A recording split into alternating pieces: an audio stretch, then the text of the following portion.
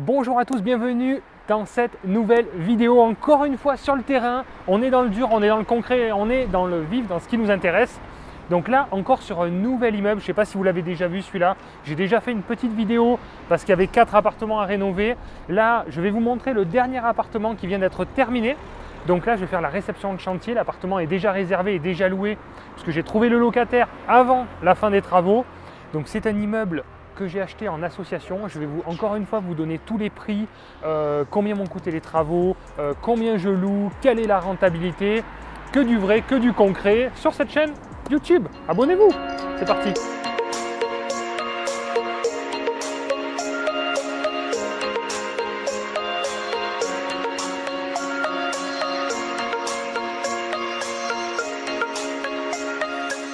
Voilà, donc là on se retrouve devant la porte d'entrée, donc c'est pas tout à fait terminé. Ici il va y avoir un interphone comme d'habitude avec badge. Vous avez vu, c'est une porte sécurisée. Voilà, tout ça c'est top quoi, c'est très sécurisant. On isole aussi phoniquement parce qu'on est quand même sur des axes passants. C'est un immeuble qui donne sur deux côtés, deux axes assez passants. Donc voilà, il faut bien sécuriser phoniquement et bien sécuriser les lieux. Donc c'est parti, on est parti pour le dernier étage.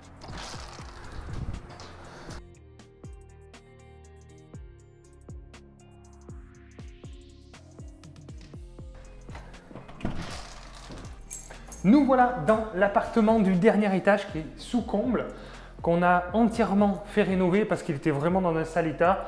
Comme tout l'ensemble de l'immeuble, comme la plupart des immeubles qu'on achète, c'est des immeubles qui étaient mal gérés par souvent malheureusement des marchands de sommeil qui louaient ça à n'importe qui, n'importe comment, avec des petits prix et qui n'avaient que des problèmes. C'est ce qui s'est passé sur cet immeuble, c'est une situation un peu particulière. Le vendeur a été pris par la gorge parce que forcément, il avait fait un emprunt et en faisant les choses mal, ça se passe mal. C'est pour ça que vous pouvez entendre dire oui, j'ai eu des problèmes, oui, j'ai dû revendre, les locataires, j'en veux plus, etc. Oui, c'est clair, si vous faites n'importe quoi, et derrière, il y a des personnes comme moi et comme vous, si vous êtes sur la chaîne, qui vont faire les choses bien, ils vont faire les choses différemment et ça fonctionne très bien. Donc clairement, cet immeuble, pour la petite anecdote, il y a une agence immobilière qui le gérait, qui ne voulait plus le gérer parce que clairement, elle en avait ras-le-bol. Il n'y avait que des problèmes de gestion, de locataires, etc. etc. Donc, elle ne voulait plus en entendre parler. Et là, je viens de l'acheter et effectivement, je lui ai redonné à la gestion. Elle m'a dit « Ah non, mais cet immeuble, ah oui, mais je l'avais refusé effectivement à la gestion et vu que c'est vous et vu ce que vous faites, bien sûr que je le reprends à la gestion. » Donc, vous voyez, il y a vraiment deux façons d'investir totalement différentes. À vous de choisir. Restez bien jusqu'à la fin, je vous donnerai tous les chiffres de ce projet, de l'ensemble de l'immeuble et des travaux de rénovation de cet appartement.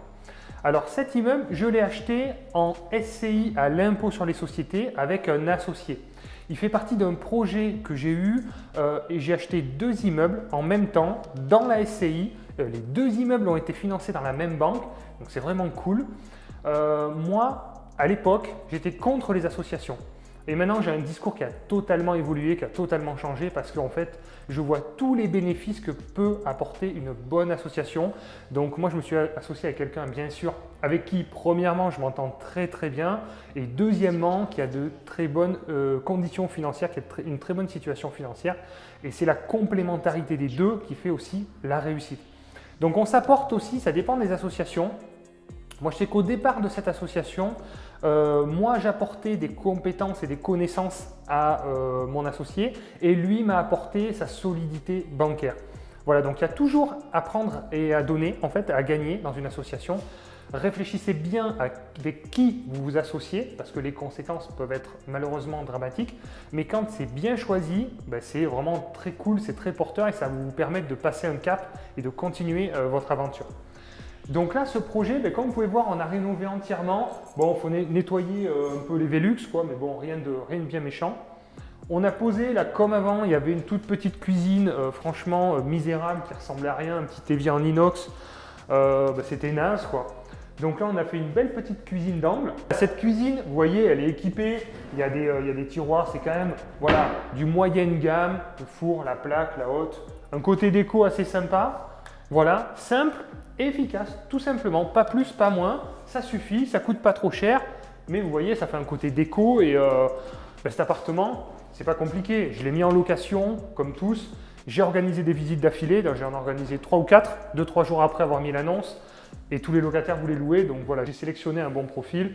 Et puis c'est parti, là il sera loué normalement dès la semaine prochaine. Donc il reste vite 2-3 jours. Heureusement, je peux vous faire une vidéo comme ça. Mais sinon, en général, j'anticipe avant la fin des travaux. À partir de 10-15 jours avant la fin des travaux, quand on voit que ça commence à avoir une allure présentable, je passe l'annonce, je fais les visites, je dis voilà, là il manque ci, il manque ça. Je présélectionne mon locataire pour qu'il puisse rentrer le plus vite possible et pas avoir de carence locative parce que ça, c'est ce qui fait le plus mal. Donc là, vous avez un petit espace salon, voilà, assez sympa, qui permet de mettre un canapé, une petite table et d'avoir quand même un coin voilà, pour manger. Voilà, donc c'est pas très grand. Bon, je mesure 2 mètres, voilà, je le rappelle, mais voilà, ça fait un petit espace sympa. Ça reste un tout petit appartement.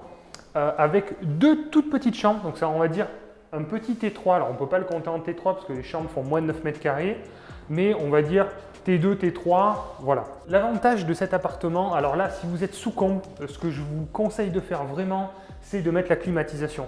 Parce que vos locataires, ils vont rester une année et après, une fois qu'ils auront vécu la chaleur, la canicule, ils vont crever de chaud, ils vont partir, ils ne vont pas rester. C'est insupportable d'être sous les combles avec des chaleurs comme il fait de plus en plus. Donc la clim, c'est notre mode de chauffage et le mode du coup, qui sert de climatisation aussi l'été quand il fait chaud, quoi. Donc c'est très économique. En plus, on est dans les nouvelles normes d'économie d'énergie. Donc oui, ça coûte un petit peu plus cher, mais clairement, vous vous y retrouvez sur le confort du locataire et vous pouvez même louer plus cher. Parce qu'aujourd'hui, des appartements avec climatisation, il n'y en a pas. On n'en trouve pas. Donc dès qu'il y a un appartement avec clim, les locataires se jettent dessus. Parce que aujourd'hui, ils ont la clim dans les voitures, on a la clim au bureau, on a la clim partout. On rentre chez soi, on n'a pas envie de crever de chaud. Après une journée de boulot, voilà, tous ceux qui sont dans la rat race comprendront ça. On veut se détendre, on veut se mettre bien chez soi, on veut la clim. Voilà, il faut mettre la clim, ça coûte un peu plus cher, mais on s'y retrouve largement entre le coût et ce qu'on peut louer finalement de plus. Donc voilà, ça va être vite fait le tour, c'est un petit appart. Donc on se retrouve dans cette toute petite salle d'eau. Alors là, on a tout casé, un petit meuble, comme vous pouvez voir, un petit peu de faïence, un petit miroir avec un peu de lumière, un WC, une petite cabine, voilà, avec un bac à douche. Donc là, c'est pas une cabine posée, hein, ça reste un bac à douche qu'on a posé. Hein, les cabines, on n'en fait plus, c'est fini. Donc là, vu la place qu'il y avait, on n'a pas pu faire plus grand, mais ça reste une petite douche, voilà, sympa, c'est propre, quoi. Encore une fois, la VMC, comme toujours, n'oubliez pas, VMC c'est obligatoire.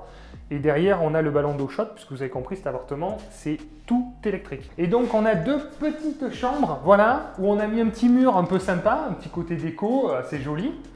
Et une vue qui est quand même, voilà, très dégagée, puisqu'on bénéficie de cette vue au dernier étage. Donc ça, c'est super agréable d'avoir cette vue-là. Et toujours avec la climatisation. Donc voilà, donc 2 petites chambres. Une deuxième sur l'autre partie pour justement avoir 2 espaces nuit quand même différents si la personne a un enfant ou souhaite faire un petit espace bureau. Voilà, c'est plutôt cool. Donc on a refait aussi également toute l'électricité. Il a fallu refaire entièrement. C'est pour ça que vous voyez une gaine passer là, une assez grosse gaine pour redistribuer un petit peu tout. On a dû tout recabler. On a refait un tableau avec des disjoncteurs pour que tout soit propre. On a mis les volets roulants électriques aussi pour éviter les problèmes par la suite de gestion. Le double vitrage, il faut nettoyer, mais il était là, donc on n'y a pas touché. Et après, qu'est-ce qu'on a fait? On a refait le sol aussi, encore une fois, avec du sol PVC à clipser, avec la couche isolante. Donc là, c'est vraiment bien, on sent que le sol est stabilisé, c'est costaud, voilà. On reste sur quelque chose de propre et où on se sent bien, quoi, tout simplement. Donc j'ai prévu la petite feuille parce que c'est vrai que des fois je me mélange un petit peu avec les chiffres suivant les projets. Alors celui-ci, acquisition de l'immeuble, 140 000 €. Voilà, donc le prix est quand même très très bas. Qu'est-ce qui s'est passé sur ce bien? Il y a eu une annonce en ligne. Évidemment, j'ai sauté dessus. J'ai engueulé l'agent immobilier parce que je le connais. Je lui ai dit pourquoi tu ne m'as pas appelé. Donc il s'est pris un viron. Et après, effectivement, j'ai fait une offre tout de suite en sortant dans la voiture. Parce que ce style de bien, ça ne se trouve pas à ces prix-là, c'est en dessous des prix du marché. Donc il faut vite bloquer le bien très rapidement. Donc clairement, j'ai fait une offre, je suis sorti de l'immeuble, il y avait d'autres visites qui arrivaient. et suivant les agences, elles ont des méthodes pour réserver un peu le bien. Le premier qui engage la négociation, c'est le premier qui a l'affaire un peu. Donc moi j'étais dans la voiture, j'ai envoyé le mail, c'était parti, j'ai entamé la négociation et j'avais donc la priorité sur ce projet. Donc 140 000 € d'acquisition, on avait un peu plus de 11 000 € de frais de notaire, il y avait 4 appartements à rénover. Donc là, on va dire c'est un T1 bis, un F1 bis, T2 si on veut. Ensuite, il y a 2 F3 et au rez-de-chaussée, il y a un grand F2 qu'on a agrandi. Allez voir sur ma chaîne, j'ai fait une vidéo à ce sujet. Et donc, ça fait 4 logements et on a fait 100 000 € de travaux sur ce projet. Donc, ça fait un coût global de 253 000 €. Voilà pour ce projet. En charge, qu'est-ce qu'on a? On a la taxe foncière, 2 600 €. On a un peu d'assurance propriétaire non occupant, c'est 400 €. On a la gestion en agence puisque ce bien est délégué en agence immobilière. Donc souvent, ce qui se passe, c'est que moi, je trouve les locataires, ce qui leur évite des frais. J'envoie le locataire à l'agence qui s'occupe de la rédaction du bail, de l'état des lieux, de tous les papiers parce que ça prend du temps, etc. Puis bon, ils sont beaucoup plus carrés. Je préfère confier ça à une agence gestionnaire pour lequel c'est son métier. Donc là, c'est 1 700 € par an. Le crédit qui me coûte 15 000 € aussi également. Et donc, ça fait un total de 19 700 € de frais annuels. Après, en revenu, qu'est-ce qu'on a? On a 2 appartements F3 qui sont loués chacun 510 €. Le F2 est loué aussi 510 € parce qu'on l'a fait beaucoup plus grand, on a fait un truc très qualitatif. Et ce dernier appartement qui va être loué 410 €. Ce qui nous fait un total de 23 280 €. Voilà, donc pour ceux qui veulent un petit peu calculer les chiffres, on a un cash flow de 3 500 €. Alors, ce n'est pas un gros cash flow pour 253 000 investis, mais voilà, on a une rentabilité de 9%, ce qui est plutôt bien. Et surtout, on part sur quelque chose qui est tout rénové avec une belle enveloppe déficitaire. Donc voilà, assez bon projet, assez passif, comme je les aime. Voilà, donc après, si vous aussi vous avez des projets que vous souhaitez faire gérer vos travaux, n'oubliez pas qu'on a une société nationale qui peut vous aider, qui peut vous accompagner pour gérer vos travaux de rénovation qui s'appelle Travaux Locatifs. Donc c'est une société nationale où vous avez des conseillers qui sont répertoriés, qui font partie de l'équipe projet locatif, qui sont tous des investisseurs, qui ont tous un réseau d'artisans qui vont pouvoir vous faire bénéficier de leur expérience, etc. Suivre les travaux. Voilà, regardez le site internet, franchement, il y a tout à gagner. On vous présente des devis gratuitement. Donc il n'y a pas de raison de ne pas faire appel à Travaux Locatifs pour tester, pour rentrer en contact avec un conseiller en local et voir s'ils peuvent vous aider dans votre projet de rénovation. Je vous laisse regarder, je vous mets le site internet en description et si vous avez des questions, n'hésitez pas. Donc voilà pour cet immeuble, j'espère que ça vous plaît, ce genre de visite très concrète, très terrain. Ça vous montre un petit peu l'envers du décor, j'essaye de vous donner un maximum d'infos. J'espère que ça vous plaît, si vous trouvez ça cool, allez-y, faites péter le like. Et puis sinon, on se retrouve très vite pour de nouvelles vidéos. Merci de l'avoir regardé et à très vite. Ciao les investisseurs.